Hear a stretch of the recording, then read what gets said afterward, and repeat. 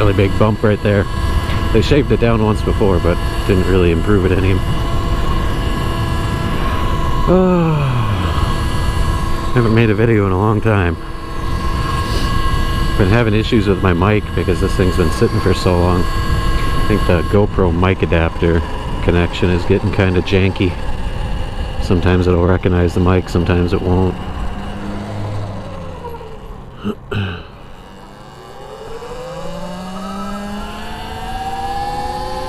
So this thing's a Talaria XXx Pro. I just got this year. I don't know if there's anybody into the e-motos. These things are pretty nice.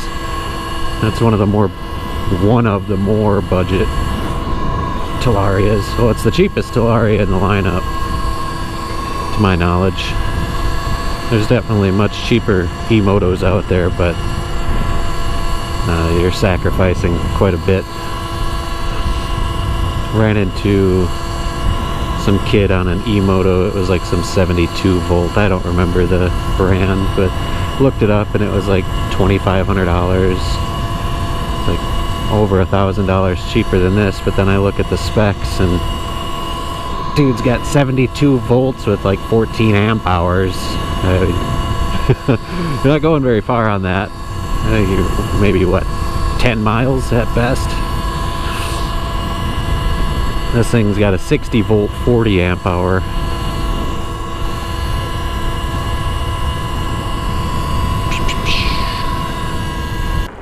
Top speed on this thing is about 48-ish, 47-ish.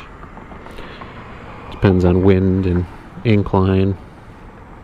I don't think I'm heavy enough to trigger these lights. Oh, there we go.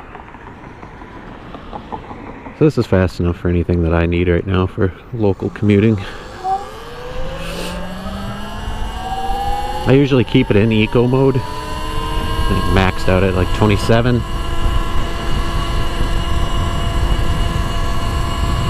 Around these corners and stuff, I'll flip it into sport every now and then. Oh, cardboard, lovely. Right in the bike lane, right in the corner. Just lovely.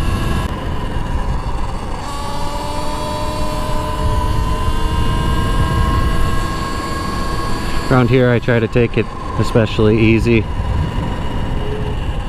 People love concerning themselves with what other people are doing these days, so we got people up there right now. Just putt past them at like, I don't know, 15 or so.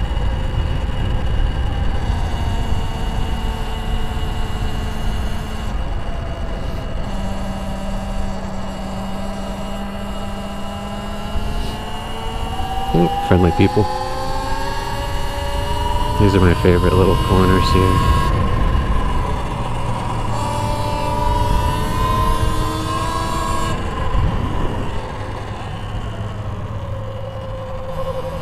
This thing is extremely agile, but the suspension is very soft. It's made for off-road,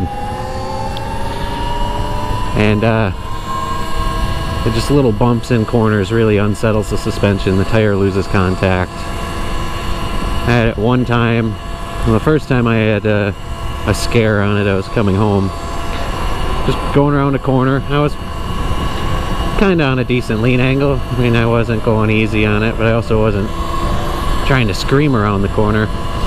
And I just felt both tires it felt really unsettling.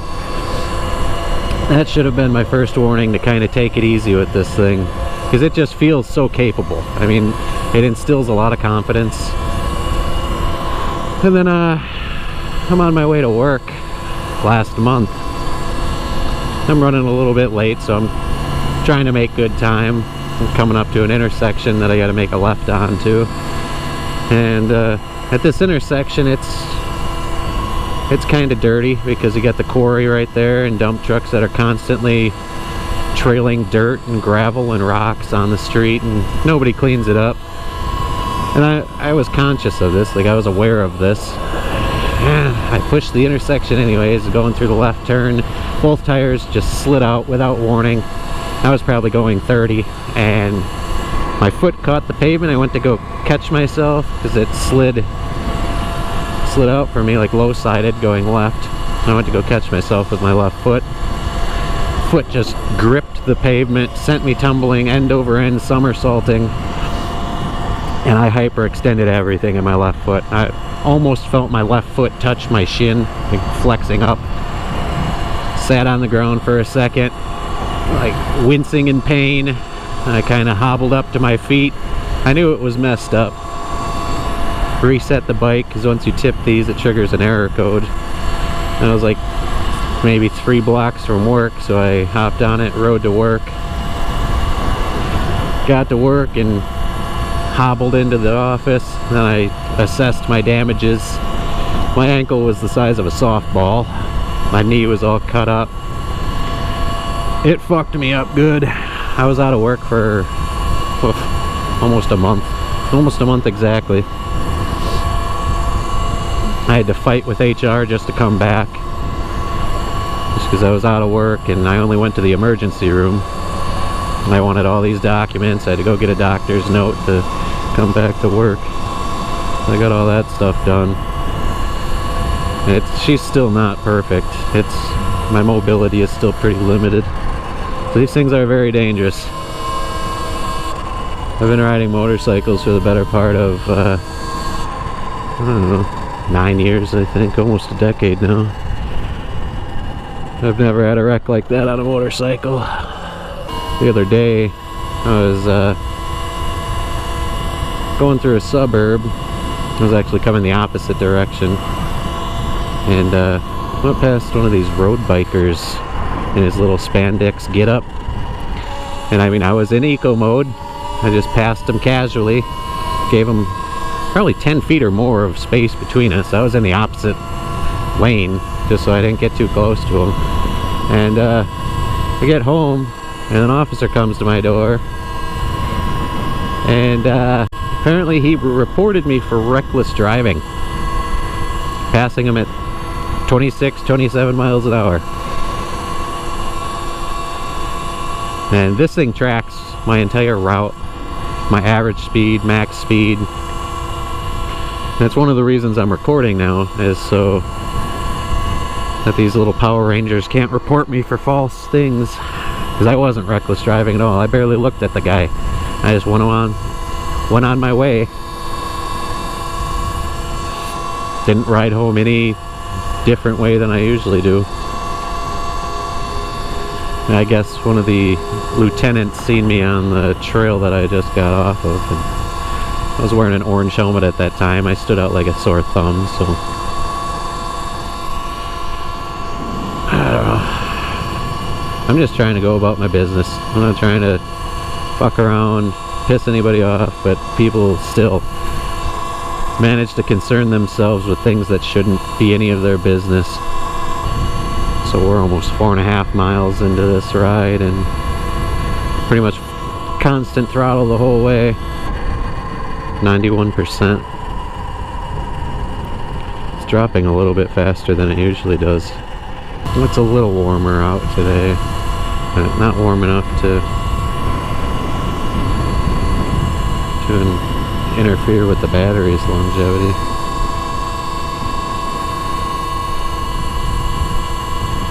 Lithiums don't like extreme temperatures, warm or cold. They like the 70 degrees, that's when they're prime.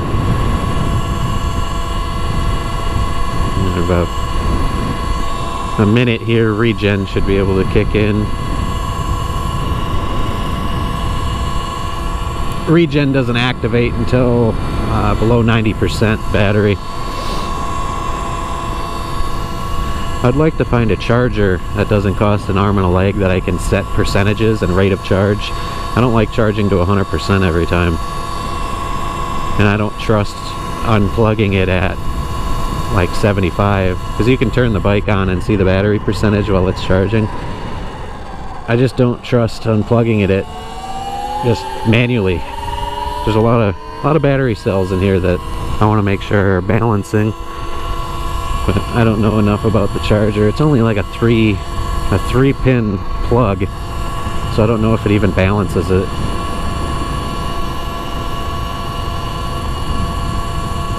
with my RC cars, we got a balance charger to where it makes sure each cell is coming up at the same time, and I don't know if it's the same for this. Nope, there's regen.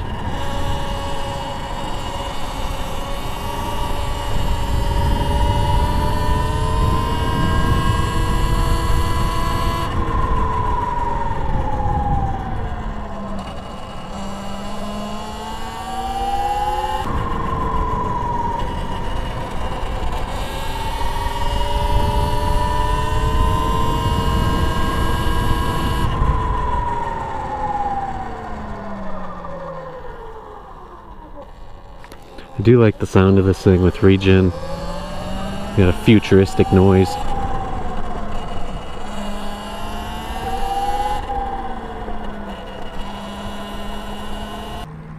Regen 4 is pretty aggressive. Flip it into sport here so I can get out of the way of traffic when I need to.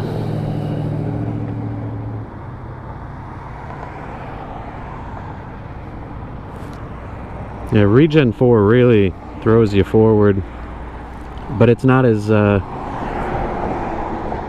it doesn't stop as hard when you're going faster. It's kind of gradual. As you get slower, the more it applies.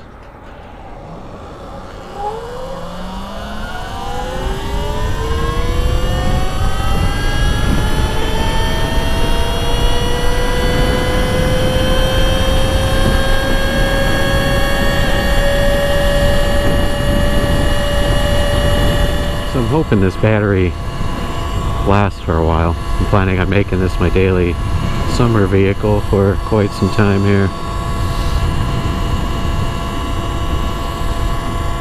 So far it seems to be pretty consistent. Today's ride, it's draining a little faster than I would like, but it's also been a pretty smooth ride here. The throttle's been open for 80% of it. There's a different route that I take that I'm on and off throttle a little bit more. That conserves a little bit more battery. We've got like 3 routes that I take. One of them's a long way.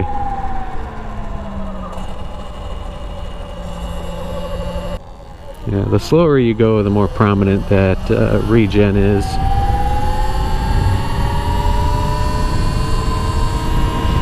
It's got 1 through 4. 1 is basically off. 3 is more of like a realistic motorcycle decel. About 4 I use to conserve brake pads. The rear brakes on this thing are kind of howly. They're not too bad today. I don't know if it's humidity factor or what, but they haven't been too noisy today. I was working them a little harder on my last ride just so maybe I could decontaminate them or seat them in a little better. Yep, almost 500 miles on it now, so I shouldn't have any kind of seating issues with the pads and rotors. It should be well seated by now.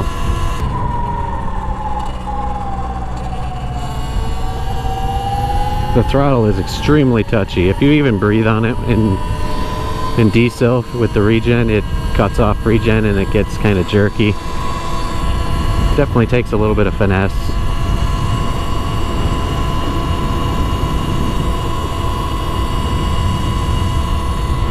In eco mode, the torque curve is dramatically reduced,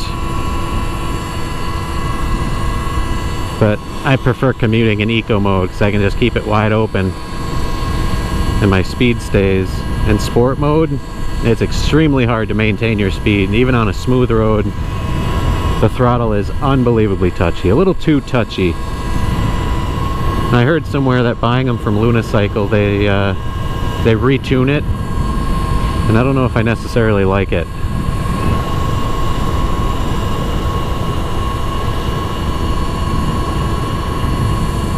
I've never felt one stock from the factory, and I don't even know for sure if they actually do anything to it. You read one thing on the internet, you can't take it for certainty. Most people don't know what the fuck they're talking about. They just blow smoke out their ass so they can seem like they're smart. Because nothing was advertised, or I didn't read anything that it's actually tuned differently than from the manufacturer.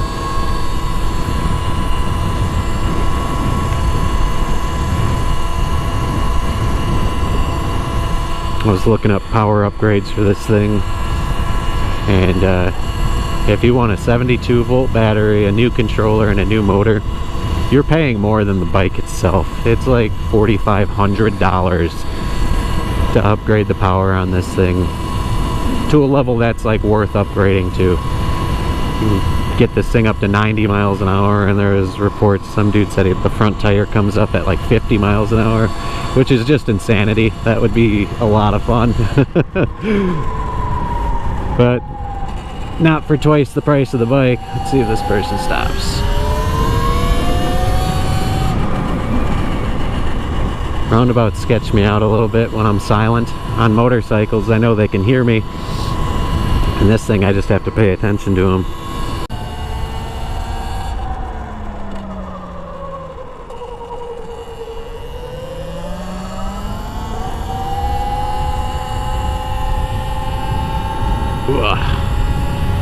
I think I may have some hairline fractures in my foot that they didn't catch on x-rays, because it don't feel too good. Like, one of my main problems now is the tops of my feet. Like, the bones in my feet or ligaments, they just hurt. I'm walking around work for 10 hours a day, up and down a small set of stairs constantly. I'm not really bitching about it much, but I probably shouldn't be doing all that right now. But HR kept bugging the shit out of me about getting them forms and crap, and they were like subtly threatening my job in a legal way. So I just said, fuck it, I'll just go back. I won't say too much about it, but I will say, you better hand over your soul once you start working for a corporate job that pays minimally, because you're no longer a human. You are a product, a commodity. It's 77% battery here. Almost 10.5 miles into the trip. It's been mostly flat. A little bit of varying uphills and not too much downhill. But they're real long slopes. We're going over a bridge right now over the Fox River.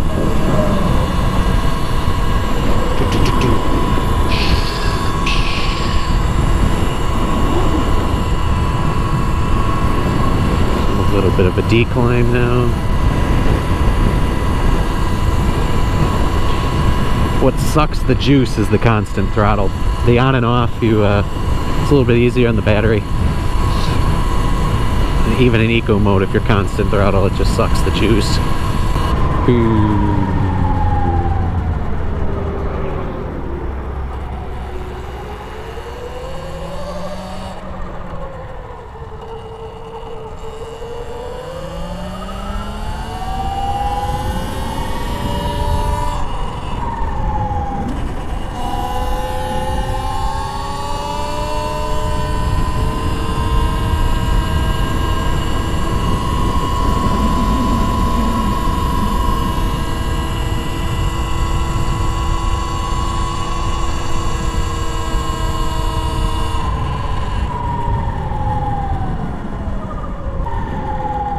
Flip it into sport here.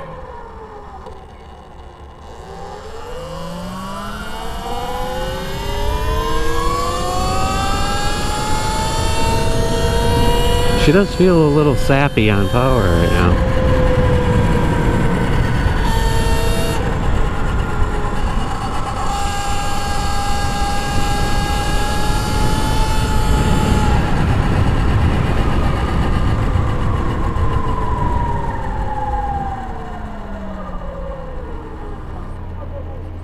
Once you get it to about 3 miles an hour, it cuts off regen and you can just coast a little easier.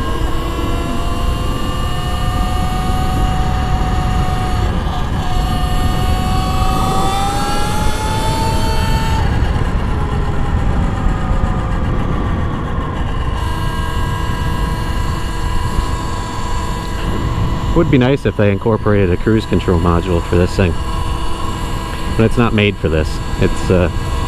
Its designed purpose was for off-roading.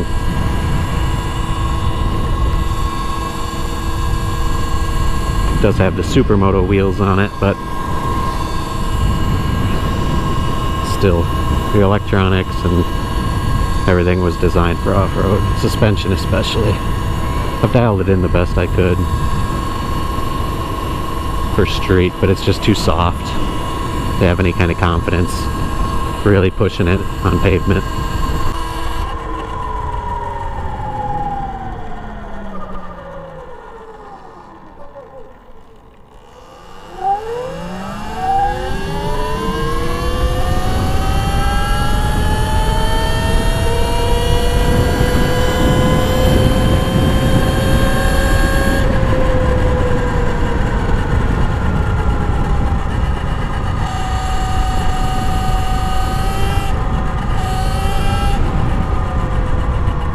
Ah, I want a downshift. Bing! Bing! I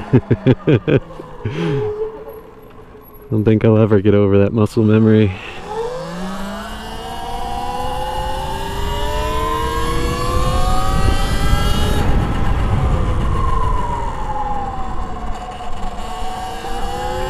Alright, well, that was my little ride for today.